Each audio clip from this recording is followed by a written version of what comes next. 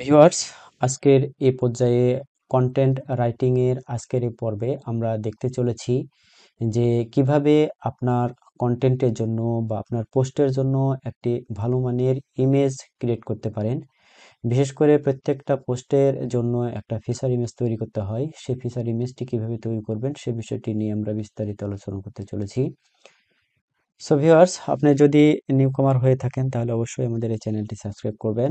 আর ইতিমধ্যে সাবস্ক্রাইব করে থাকলে আপনাকে অসংখ্য ধন্যবাদ জানাচ্ছি। তো চলুন আমরা কন্টিনিউ করি। আজকের এই পর্বে আমরা দেখব যে কিভাবে একটা পোস্টের জন্য বা আপনার কন্টেন্টের জন্য একটা ফিচার ইমেজ কিভাবে তৈরি করা যায় সেটি নিয়ে।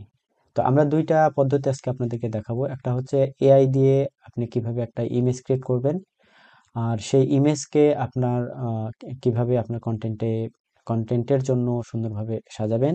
আর আরেকটা হচ্ছে যে আজকে আমরা ফটোশপ না, পাওয়ার পয়েন্ট দিয়ে কিভাবে সহজে একটা ইমেজকে আপনার সাইটের জন্য তৈরি করতে পারেন বা আপনার কন্টেন্টের জন্য তৈরি করতে পারেন সেটি দেখব। তো চলুন আমরা শুরু করি। তো এখানে দেখুন আমি দুইটা পোস্ট রেডি করে রেখেছি। জাস্ট আমরা ফিচার কন্টেন্ট দিয়ে দেব এই পোস্টগুলোতে। তো অনেকেই প্রশ্ন করে থাকেন যে একটা পোস্টের মধ্যে কতগুলো ইমেজ দেওয়া যায় বা কতগুলো ইমেজ থাকে বা কি অবস্থা সেই বিষয় নিয়ে আমরা বিস্তারিত আলোচনা করার চেষ্টা করব। তো এই যে এই পোস্টের মধ্যে খেয়াল করে দেখুন, পোস্ট রিলেটেড কিছু ইমেজ আছে। সাপোজ ধরুন এখানে একটা ইমেজ আছে, বাট এটার মধ্যে কোনো ইমেজ নেই। সো চলুন আমরা এই ইমেজটা শুধু পোস্টের মধ্যে প্রয়োজনীয় ইমেজ, তাই এই ইমেজটা আছে। তো একটা পোস্টের মধ্যে অবশ্যই খেয়াল করবেন যে 70 থেকে 75 কিলোবাইট এর ইমেজ আপনি ইউজ করতে পারবেন, তাহলে আপনার কন্টেন্টটি বা আপনার পোস্টটি এসইও ফ্রেন্ডলি হয় বা আপনার পোস্টের লোডিং স্পিডটি কমে যায় এবং সহজে লোড হয়। আর এটা ট্রাফিকের জন্য খুব ভালো এবং আপনার ওয়েবসাইটের জন্য খুব ভালো ভূমিকা পালন করে থাকে। তো এখন আমরা চলে যাচ্ছি ইমেজ তৈরি করার জন্য। তো ইমেজ তৈরি করার জন্য আমরা প্রথমেই যে ইমেজ তৈরি করব সেটা অবশ্যই এআই দিয়ে কিভাবে ইমেজ তৈরি করতে হয় এবং সেটা কিভাবে ব্যবহার করব সেটা নিয়ে আমরা একটু দেখতে চাই। তো এআই দিয়ে আমরা এই ইমেজটা তৈরি করব। সেটা হচ্ছে যে নামাজ রিলেটেড। এখানে টাইটেলটা হচ্ছে নামাজের ভিতরে বাহিরে 13 ফরজ কি কি, এবং সেই রিলেটেড এই কন্টেন্টটি লেখা আছে।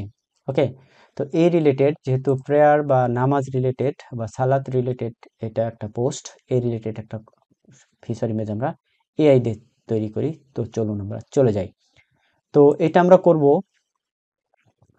যে সফটওয়্যার বা যে এআই ইমেজ ব্যবহার করে সেটি হলো আমরা মাইক্রোসফট বিং এ যে এআই আছে সেই এআই দিয়ে আমরা এটা ক্রিয়েট করব। তো এটা ক্রিয়েট করার জন্য আপনাকে মাইক্রোসফট বিং এ গিয়ে ইমেজ ক্রিয়েটর লিখে সার্চ করলেই মাইক্রোসফট বিং এর সেটা চলে আসবে এবং সেটাতে লগ ইন করে নিতে হবে। আমি লগ ইন করে নিয়েছি, আপনারা লগ ইন করে নেবেন। তো এখানে একটা ইমেজ তৈরি করার জন্য প্রথমে যে কাজটি করতে হবে সেটি হলো এখানে লিখতে হবে যে কি ইমেজ আপনি ক্রিয়েট করতে চাচ্ছেন আপনার পোস্ট রিলেটেড। তো আমি এখানে একটু লেখার চেষ্টা করি।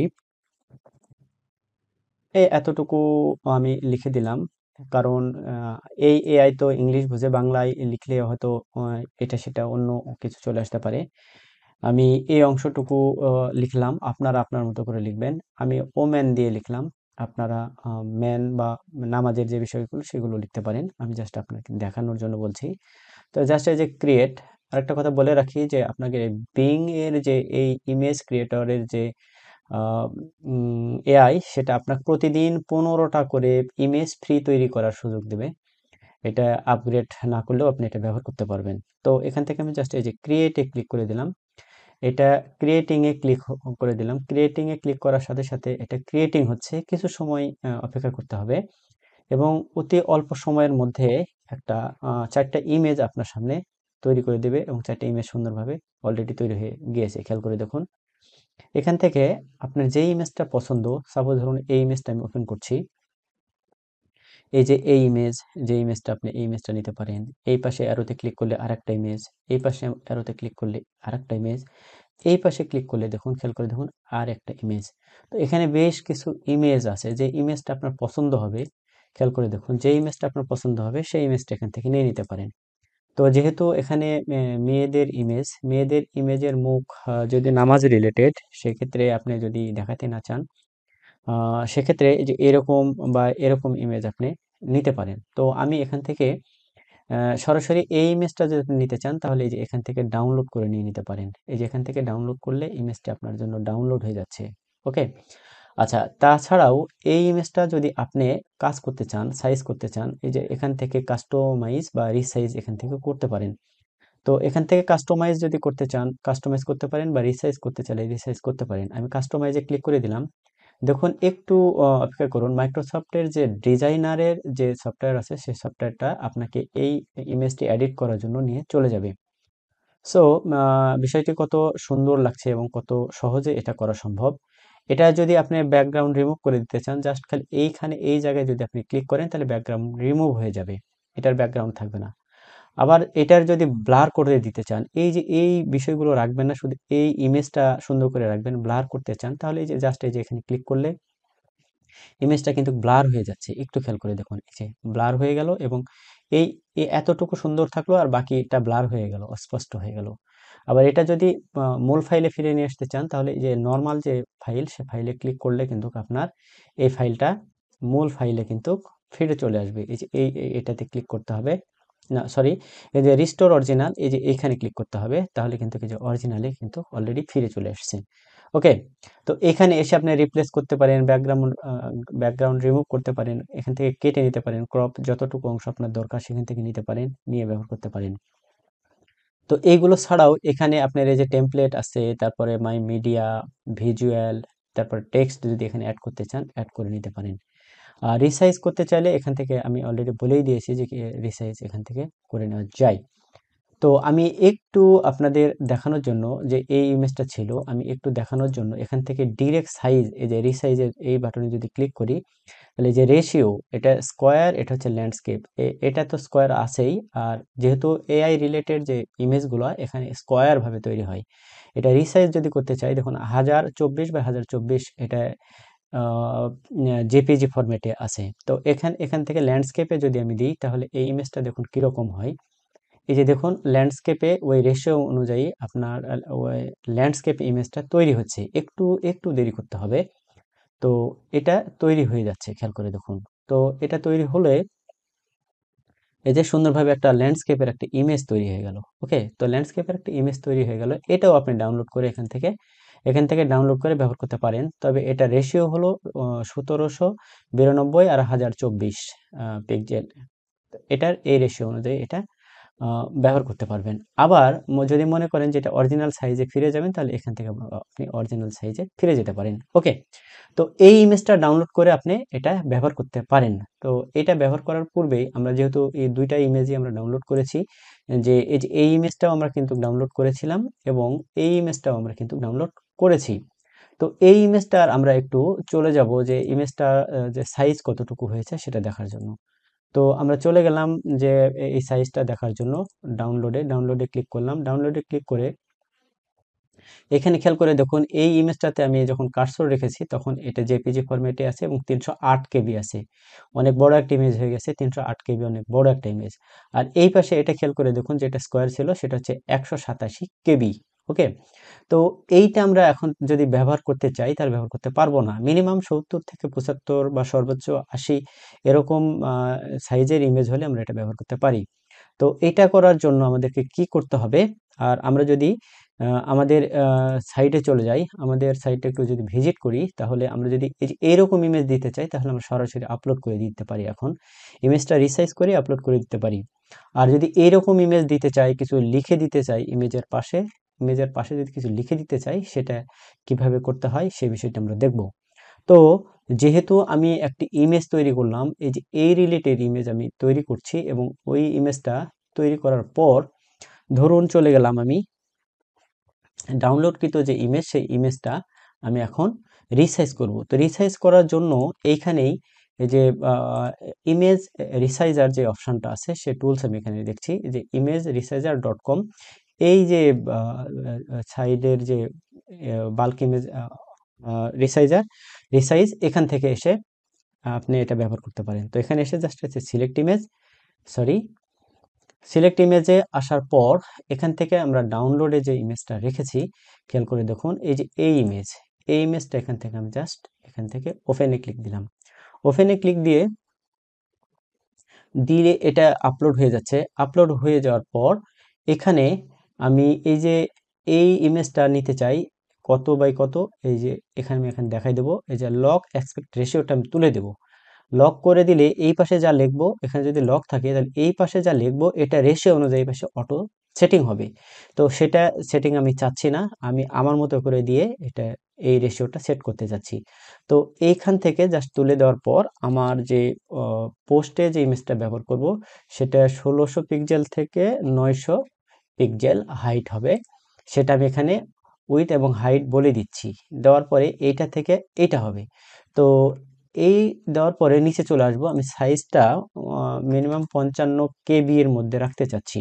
ওকে, তারপর এই যে অরিজিনাল যে সাইজ, অরিজিনাল যে সেভ ইমেজ নিতে আমি চাচ্ছি, সেটা হচ্ছে যে আমাদের কন্টেন্টের জন্য আমাদের মূল যেটা দরকার সেটা হচ্ছে ওএপি ফরম্যাট। তো এখান থেকে আমরা অটোমেটিক্যালি ওএপি ফরম্যাটটাও পেয়ে যাচ্ছি। তো এখানে আমি ওএপি ফরম্যাটটা দিয়ে দিলাম। দিয়ে দেওয়ার পর সব কিছু ওকে আছে। এখন এখান থেকে জাস্ট এক্সপোর্টে ক্লিক করে দিলাম। এক্সপোর্টে ক্লিক করে দিয়ে একটু অপেক্ষা করতে না করতেই এটা কিন্তু প্রসেসিং হচ্ছে। প্রসেসিং হয়ে অলরেডি তৈরি হয়ে যাচ্ছে। একটা বিষয় খেয়াল করে দেখুন, এটা কিন্তু 180 KB হয়ে গেছে। ওকে, তো এই ইমেজটা 180 KB যেহেতু হয়ে যাচ্ছে, এই ইমেজটা আমরা ব্যবহার করব না। তো সেক্ষেত্রে আমরা কি করব, যেহেতু একই কাজ বারবার দেখানো সম্ভব না, তো এই যে আমরা ইমেজ এখানে তৈরি করলাম, ইমেজ রিসাইজ করার পরেও এটা আসতেছে। আপনারা ইচ্ছা করলে এটা কিন্তু ব্যাকে গিয়ে আবার কিন্তু এটা রেশিওটা দিয়ে এখানে সাইজটা দিয়ে এটা করে নিতে পারেন। তো এটা বেশিরভাগ ক্ষেত্রে কাজ করে না, প্রিমিয়াম হলে এটা কাজ করে। তো এই ক্ষেত্রে কি করবেন, প্রথমেই আপনি চলে যাবেন হচ্ছে এই যে পাওয়ার পয়েন্টে আমি দেখাতে চেয়েছি আপনাদের যে এটা কিভাবে করবেন। তো এটার টাইটেল ছিল, খেয়াল করে দেখুন যে এই পোস্টের টাইটেল ছিল এই যে এইটা, এটা আমি এখান থেকে কপি করে নিলাম। এখান থেকে কপি করে নিয়ে জাস্ট আমি চলে যাচ্ছি পাওয়ার পয়েন্টে। পাওয়ার পয়েন্টে এই পাশে এসে যে বিষয়গুলো ছিল সেটার সাথে এটা আমি সুন্দর করে দিয়ে দিলাম। এই পাশের লেখাটা আমি রেখে দিতে চাচ্ছি। ওকে, তো এখানে লেখাগুলো রেখে দিয়ে জাস্ট একটু সাইজ করে নিলাম যে নামাজের ভেতরে বাহিরে 13 ফরজ কি কি দেখে নিন। ওকে, দিয়ে এই যে ইমেজটা আছে সেই ইমেজটা আমি এখান থেকে সরিয়ে দিলাম। দেওয়ার পর ইনসার্ট ইমেজে চলে গেলাম। ইনসার্ট ইমেজে গিয়ে এখানে যে ইমেজ, সেই ইমেজটা এখান থেকে আমি নিয়ে নিচ্ছি। ওই ইমেজ বা যে এই ইমেজ, এই ইমেজই হোক বা এটাই আমি নিয়ে নিলাম। এটা উল্টা হচ্ছে, আমি এটা এইভাবে নিয়ে নিই। ওকে, তো এই যে এটা নিয়ে নিলাম। নিয়ে নেওয়ার পর খেয়াল করে দেখুন এই যে এটা ব্লার করা একটা ইমেজ, সুন্দর করে এই সোজা দিয়ে শিপ ধরে আস্তে করে সমান করে টেনে এখানে সাইজ করাই আছে, সুন্দর করে এই সাইজটা এখান থেকে আমি দেখিয়ে দিলাম। ওকে, দেখিয়ে দেওয়ার পর যদি আমি এই শেপটা যদি ব্যবহার করি তাহলে দেখতে খুব সুন্দর লাগছে, ভালো লাগছে। ওকে, তো এটা করে দেওয়ার পর এই যে এটা যে লগোটা এটা পিছনে চলে গেছে, আমরা ব্রিং টু ফ্রন্টে দিয়ে দিলাম। ওকে, হয়ে গেল। তো এইটা তৈরি হওয়ার পর আমি জাস্ট ফাইল ফাইল থেকে সেভ অ্যাস এ ক্লিক করে কোথায় রাখবো, ডেস্কটপে। ডেস্কটপ থেকে আমি জাস্ট ওই ফাইলের নামটা দিয়ে এটা পিএনজি মোডে সেভ করে দিলাম। ওকে, তো পিএনজি জাস্ট দিস ওয়ান, এটা সেভ করে দেওয়ার পরে আমরা বাল্ক যে ইমেজ রিসাইজারে সেখানে চলে যাব। জাস্ট এখানে গিয়ে কেটে দিয়ে আপলোড ইমেজে ক্লিক করলাম, করে আমার ইমেজটা আছে ডেস্কটপে। ডেস্কটপে গিয়ে যে নামে সেভ করেছিলাম ওটা দিয়ে এটা আমি খোঁজার চেষ্টা করতেছি। এই যে যে এইটা, এই ইমেজটা জাস্ট আমি এখান থেকে ওপেন করে নিলাম। ওপেন করে নিয়ে এটা 1 MB-র উপর আছে ইমেজটা, 1 MB-র উপরে আছে ইমেজটা। তো এখন এই 1 MB ইমেজটা আমরা কিভাবে ছোট করতে পারি সেটা আমরা এখান থেকে দেখব। তো এটা আমরা কত নিতে চাচ্ছি এটা কিন্তু বারবার লিখতে হবে, তাছাড়া কিন্তু এটা থাকবে না। তো এটা লিখলাম, রেশিওটা তুলে দিয়েছি। আর এখান থেকে সাইজটা এটা দিলাম। দেওয়ার পরে আমাদের যে ফরম্যাট সেটা ওএফপি দিয়ে এক্সপোর্টে ক্লিক করে দিলাম। এক্সপোর্টে ক্লিক করে দিয়ে খেয়াল করে দেখুন এটা এক্সপোর্ট হচ্ছে এবং এটা এক্সপোর্ট হয়ে গেছে। এক্সপোর্ট হয়ে যাওয়ার পর এই যে দেখুন সুন্দরভাবে 52 কেবির মধ্যে চলে আসছে। তার মানে আমাদের যে ইমেজের যে সাইজ, যতটুকু সাইজ সে সাইজের অনেক কম সাইজের ইমেজ আমরা ব্যবহার করতে পারলাম এবং এটা ডাউনলোড করি। ডাউনলোড করলাম, এটা অলরেডি ডাউনলোড হয়ে গেল। আমরা এখান থেকে একটু ওপেন করি, ওপেন করে দেখি যে ইমেজটা ভালো আছে কিনা, না ফেটে যাচ্ছে। না, ফেটে যাচ্ছে না এবং ইমেজটা খুব সুন্দর ইমেজ আছে। তো এখন আমরা কি করব, এই ইমেজটা এইখানে গিয়ে, যেহেতু এখানে আমরা ইনসার্ট করব, সেই ইমেজটা এখান থেকে আপলোড করছি। তো এটা কোথায় আছে, এই ওয়েবপি ইমেজ আমাদের ব্রাউজ থেকে ডাউনলোডে চলে গেছে অলরেডি। আমরা ডাউনলোডে চলে যাচ্ছি, যে এই ইমেজটা আমরা এতক্ষণ ক্রিয়েট করলাম, যেটা ওইখানে ক্রিয়েট করে আমাদের 182 কেবি হয়েছে এবং সেটা আমরা অলরেডি 52 কেবিতে ইমেজটা কনভার্ট করে নিয়ে চলে এসেছি। তো ইমেজ ইনসার্ট হয়ে যাওয়ার পর এখানে সেটিংসে ক্লিক করে অল্টার টেক্সটে গিয়ে আমরা এই যে টাইটেলের যে লেখাগুলো আছে, টাইটেলের যে লেখা এবং ইমেজের সে লেখাগুলো একবারে খেয়াল করবেন এবং অরিজিনাল সাইজ দিয়ে জাস্ট আপডেটে ক্লিক করে দেবেন।